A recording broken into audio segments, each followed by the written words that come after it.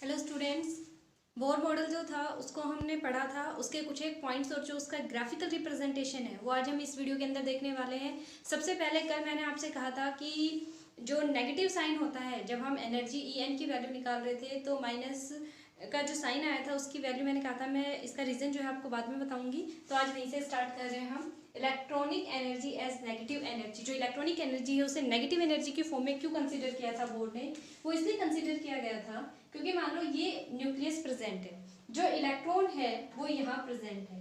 अगर इलेक्ट्रॉन जो है वो इन्फिनिटी डिस्टेंस के ऊपर प्रेजेंट है, यानी न्यूक्लियस से बहुत ही ज़्यादा दूर प्रेजेंट है, इन्फिनिटी डिस्टेंस के ऊपर है, तो वहाँ पर जो अट्रैक्शन होगा in between electron and nucleus वो क्या रहेगा? जीरो रहेगा, है ना। अट्रैक्शन तो होगा ही नहीं अगर इन्फिनिटी डिस्टेंस के ऊपर है, तो इन दोनों के बीच में किसी तरीके का कोई अट्रैक्शन ये आपस में फील नहीं करेंगे। न्यूक्लियस क्या करता है, जितने भी इसके सराउंडिंग में इलेक्ट्रॉन होते हैं उनको उनके साथ एक स्ट्रॉन्ग अट्रैक्शन के साथ प्रेजेंट रहता है, और उस अट्रैक्शन की वजह से ही वो डिफरेंट ऑर्बिट्स के अंदर जो है वो रिवॉल्व कर रहे होते हैं। लेकिन अगर ये बहुत ज़्यादा डिस्टेंस के ऊपर प्रेजेंट है, इन्फिनिटी डिस्टेंस के ऊपर प्रेजेंट है, तो जो अट्रैक्शन है बिटवीन न्यूक्लियस और इलेक्ट्रॉन वो कैसा हो जाएगा?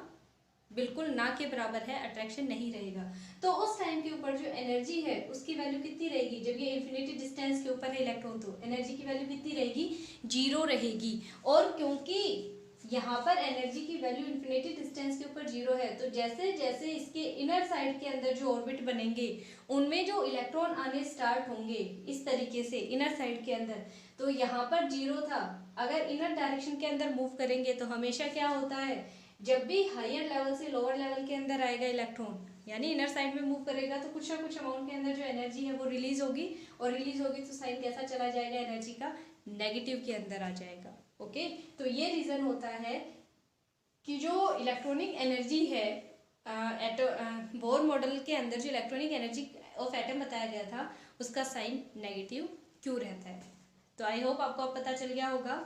सेकेंडली, जो बोर मॉडल है इसका की कंसेप्ट क्या था, की पॉइंट क्या था?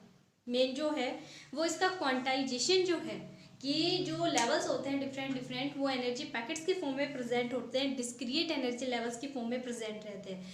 कि एक जो इलेक्ट्रॉन है ग्राउंड स्टेट के अंदर ना तो एनर्जी को एब्जॉर्ब करेगा ना ही गेन करेगा, एक डेफिनेट जो पाथ होगा उसी के अंदर रिवॉल्व करता रहेगा और कुछ भी नहीं होगा उसके साथ में।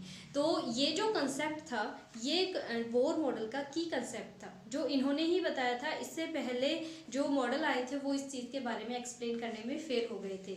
थर्ड थिंग, इसकी यूजफुलनेस क्या थी? यूजफुलनेस क्या थी बोर मॉडल की? इसने दो बातें मेन बताई थी। एक तो क्या कि जो सेम जो इसका की कंसेप्ट है उसी को इसने बहुत अच्छे से एक्सप्लेन किया था कि जो एनर्जी लेवल्स होते हैं वो डिस्क्रिएट होते हैं, डिफरेंट डिफरेंट एनर्जी लेवल्स के अंदर इलेक्ट्रॉन रिवॉल्व कर रहे होते हैं। और क्योंकि इसने ये चीज़ कंफर्म करवा दी थी कि कोई भी जो इलेक्ट्रॉन है वो न्यूक्लियस के अंदर ना तो गिर सकता है ना ही away far away from nucleus जाएगा। क्यों? क्योंकि इनके जो पाथ हैं उनकी एनर्जी डिसाइडेड होती है और उसके अंदर इलेक्ट्रॉन ना तो एनर्जी को गेन करेंगे ना ही एनर्जी को लूज करेंगे, तो वो क्या रहेंगे? कॉन्स्टेंटली उसी के अंदर मूव करते रहेंगे। तो ये इसका सबसे बड़ी जो यूजफुलनेस थी, मेन पॉइंट था, वो इसने बता दिया था। सेकेंडली, इसने जो सेकेंड पॉइंट बताया डिस्क्रिएट एनर्जी के अलावा, वो बताया था लाइन स्पेक्ट्रा फॉर हाइड्रोजन को इसने बहुत अच्छे से एक्सप्लेन कर दिया था, जो इससे पहले किसी भी साइंटिस्ट ने एक्सप्लेन नहीं किया था। उनकी जो थ्योरी थी एक्सप्लेनेशन की वो फेल हो गई थी।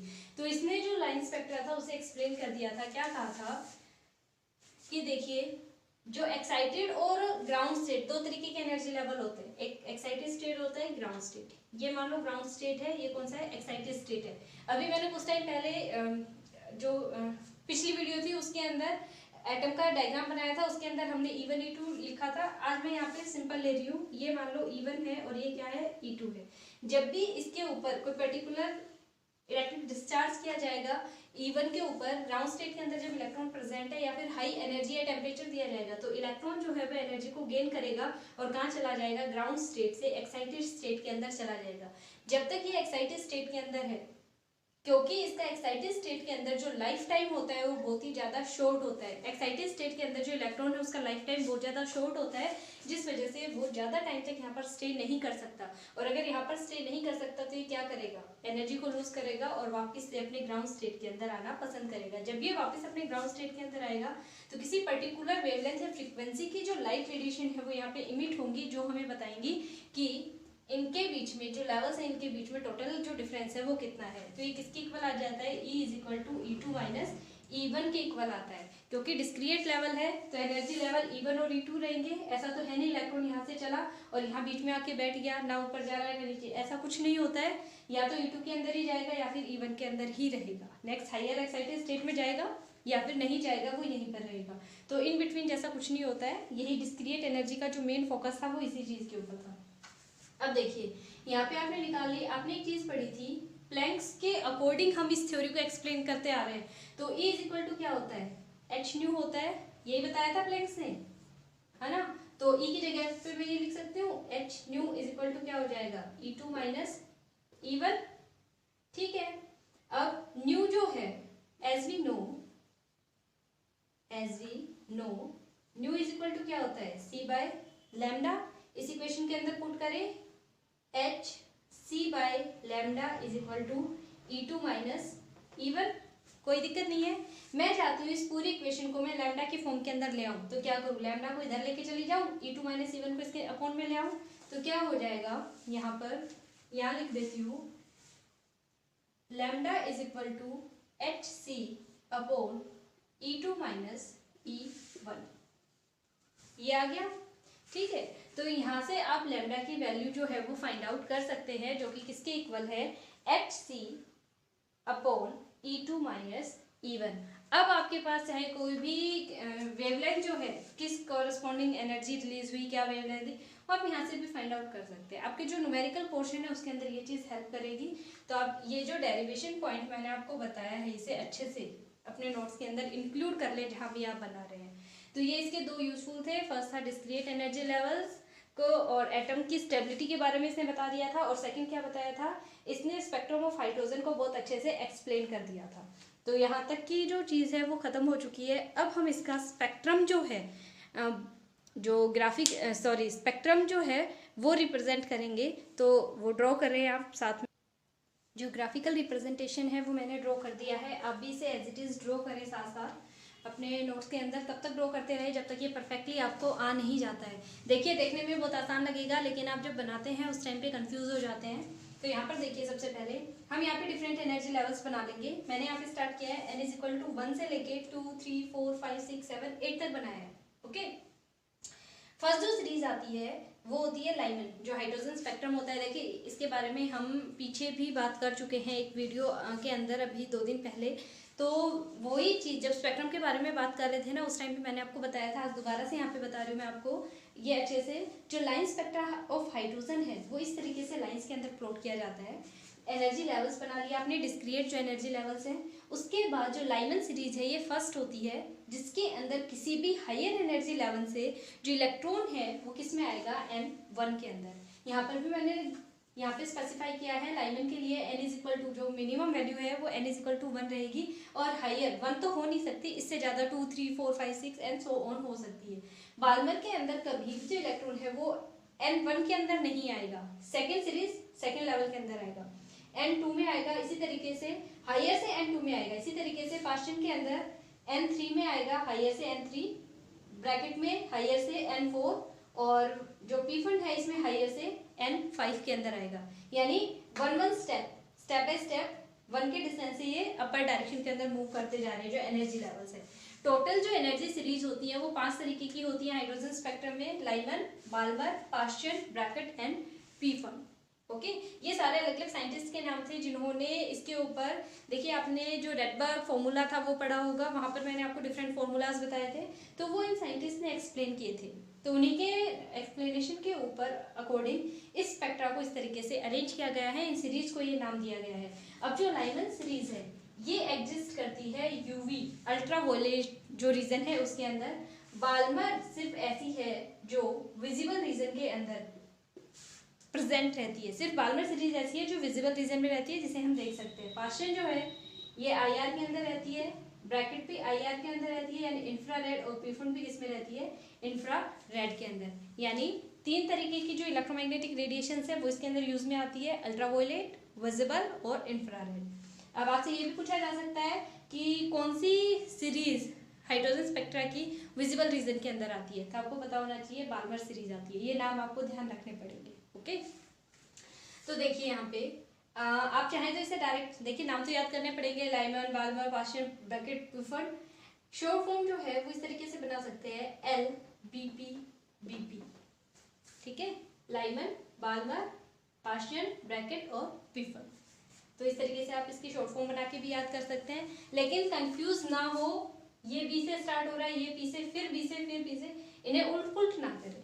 जब बनाते हैं उस टाइम पे इनका जो मेन है वो ये लेवल से, कि बाल्मर के अंदर N2 के अंदर ही आएगा हाइयर एनर्जी लेवल से। देखिए 8 से 2 में जा रहा है, फिर 7 से, फिर 6 से, फिर 5 से, फिर 4 से और फिर 3 से। अब इसके बाद डायरेक्ट 2 ही आ जाता है, इसमें कहीं जाने की जरूरत ही नहीं है। तो इस तरीके से हाइयर एनर्जी लेवल से लाइमन के अंदर फर्स्ट के अंदर आया, बाल्मर में सेकंड में, फिर थर्ड, फिर फोर्थ एंड फिफ्थ, इस तरीके से कंटिन्यू रहेगा। तो ये जो स्पेक्ट्रम था, हाइड्रोजन स्पेक्ट्रम कंप्लीट, ये बोर मॉडल ऑफ एटम के अंडर आता है। जो बोर साइंटिस्ट थे उसने इसे स्पेक्ट्रम को सबसे पहले बहुत अच्छे से एक्सप्लेन कर दिया था, और जो एनर्जी लेवल्स है वो भी बता दिए गए थे। जो रेडबर्ग फॉर्मूला है वो भी आप यहाँ पे इंक्लूड कर लें, आपके न्यूमेरिकल्स के अंदर वो हेल्प करेगा। ओके, अब इसकी जो कुछ एक ड्रॉबैक्स है वो और मैं आपको बता देती हूँ। यहाँ पे देखिए, अब जो लिमिटेशंस हैं बोर मॉडल की वो मैंने सम अप कर दी हैं, तो आप इन्हें देख लें एक बार। Inability to explain line spectra of multiple atom, sorry. देखिए यहाँ पर सिर्फ हाइड्रोजन एटम या हाइड्रोजन लाइक एटम के लिए हमने जो स्पेक्ट्रा था वो प्लॉट किया है, लेकिन एक सिंगल एटम के लिए जब हम स्पेक्ट्रम प्लॉट कर रहे हैं तो वो इतना कॉम्प्लिकेटेड आ रहा है, 5 टाइप की सीरीज आ रही है और इतनी सारी लाइंस ड्रॉ करनी पड़ रही हैं। अगर मोर देन 1 इलेक्ट्रॉन होंगे तो कितना ज़्यादा कॉम्प्लिकेटेड स्पेक्ट्रम रहेगा, तो इस बारे में वो एक्सप्लेन नहीं कर पाए थे कुछ भी। Second, inability to explain splitting of lines in magnetic field, यानी मैग्नेटिक फील्ड के अंदर जब लाइन स्प्लिट होती है उसे जीमैन इफेक्ट के नाम से जाना जाता है, और जब इलेक्ट्रिक फील्ड के अंदर ऐसा देखा जाता है तो उसे स्ट्राक इफेक्ट के नाम से जाना जाता है। इन दोनों ही फील्ड की जो एक्सप्लेनेशन थी, स्प्लिटिंग एक्सप्लेनेशन थी, उसे बताने में फेल हो गया था, यानी ना तो जीमैन इफेक्ट के बारे में कुछ भी बताया था इन्होंने, ना ही स्टार्क इफेक्ट के बारे में बताया था। Third, inability to explain the 3 dimensional model of atom. जो 3 डायमेंशनल मॉडल है एटम का, देखिए यहाँ पर जब हम ड्रॉ कर रहे हैं तो फ्लैट डायग्राम ड्रॉ कर रहे हैं, 3 डायमेंशन के अंदर इन्होंने कोई बात नहीं की, 3 डायमेंशन मॉडल का जिक्र भी नहीं किया गया था इसके अंदर। Fourth, inability to explain the shapes of molecules. यहाँ पर सिर्फ एटम के बारे में बताया, उन्होंने ये नहीं बताया कि जब एटम आपस में कंबाइन होंगे तो किस तरीके का मॉलिक्यूल बनाएंगे, उनकी शेप कैसी रहेगी। Inability to explain de Broglie concept of dual nature of matter and Heisenberg uncertainty principle। इन दोनों प्रिंसिपल्स के बारे में, जो डी ब्रोगली हाइपोथेसिस थी ये, और जो हेजनबर्ग अनसर्टेनिटी प्रिंसिपल था, इसके बारे में भी इन्होंने कुछ नहीं बताया था। सिर्फ जो एटम था, हालांकि इन्होंने बहुत अच्छा वर्क किया था, बहुत सारी जो क्योरीज थी वो दूर कर दी थी, एक अच्छा मॉडल इन्होंने प्रपोज किया था, लेकिन फिर भी उसके अंदर इतनी सारी कमियां रह गई थी जिसको ये एक्सप्लेन नहीं कर पाए थे। आगे इसके बाद डिफरेंट साइंटिस्ट आए, उन्होंने फर्दर इनकी एक्सप्लेनेशंस दी थी, वो हम बाद में पढ़ेंगे। तो ये इसकी कुछ एक ड्रॉबैक्स हैं, लिमिटेशंस है बोर मॉडल की, ये आप नोट डाउन कर लें। यहाँ पे देखिए मैंने एक छोटा सा न्यूमेरिकल आप लोगों के लिए छोड़ा है, ये आप मुझे सॉल्व करके कमेंट सेक्शन में आंसर बताएंगे। Calculate the energy associated with the first orbit of He positive, यानी हीलियम पॉजिटिव के लिए मैं यहाँ पर एनर्जी की वैल्यू पूछना चाहती हूँ, और साथ में what is the radius of this orbit, और उसकी जो रेडियस है उसके बारे में भी। आपने जब बोर मॉडल पढ़ा है तब हमने पढ़ा है En इज इक्वल टू किसके होता है, -2π² me⁻⁴ z²/n²h²। यहाँ पर z² क्यों लिया है, क्योंकि हीलियम का मैंने यहाँ पे हाइड्रोजन लाइक एटम लिया है, हाइड्रोजन कंसीडर नहीं किया है। तो जब हम इस पूरी वैल्यू को सॉल्व करते हैं तो ये कितने के इक्वल आ जाता है, -2.18 × 10⁻⁸ z² जूल पर एटम। अब यहाँ पर हमको पता है कि n की वैल्यू कितनी है, क्योंकि सिर्फ अगर एक ही एटम प्रेजेंट है तो सिर्फ क्या बनाएंगे, हम एक ही लेवल बनाने वाले हैं। n की वैल्यू कितनी है, 1 रहेगी, और साथ में z की वैल्यू जो है वो कितनी है यहाँ पर 2, क्योंकि हीलियम, देखिए हीलियम को जब आप लिखते हैं तो कितना लिखते हैं, He2 और 4, तो एटॉमिक नंबर कितना होता है इसका 2, तो यहाँ पे हमने 2 कंसीडर किया हुआ है z की वैल्यू, एटॉमिक नंबर ही तो लेते हैं z की जगह पे, तो 2 आ जाएगा। आप यहाँ पे z की वैल्यू पुट करें, यहाँ पे n की वैल्यू पुट करें, उसे सॉल्व करके मुझे आंसर बताएं कितना आएगा। सेकेंड, रेडियस पूछा है, Rn is equal to R0n²/z, ये फॉर्मूला आपको करवाया गया है, तो इस फॉर्मूला के अंदर ही पुट करना है। और मैंने वहाँ पे आपको बताया था कि जो बोर रेडियस होती है, R0 की वैल्यू होती है, वो आपको याद रखनी पड़ेगी, तो वो होती है 0.052। आप ये R0 की वैल्यू यहाँ पे पुट करें, n की वैल्यू पुट करें, और फिर क्या करेंगे आप, z की वैल्यू पुट करें और आंसर मुझे बताएं कितना आएगा। ठीक है, तो इन दोनों के जो आंसर हैं वो कमेंट सेक्शन में कमेंट करके बताएं। आज के लिए इतना ही। बोर मॉडल कंप्लीट हो चुका है, इसके नोट्स बना ले अच्छे से, इसे रिवाइज करें